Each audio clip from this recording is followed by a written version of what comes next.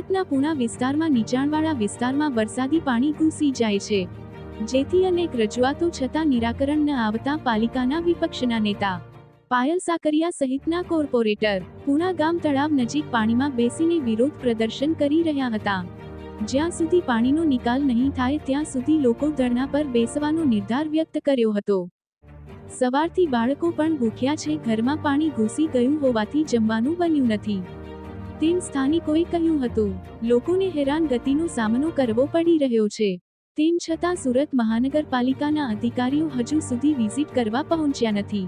લોકોના ઘરોમાં 3-3 ફૂટ સુધી પાણી જોવા મળી રહ્યા છે.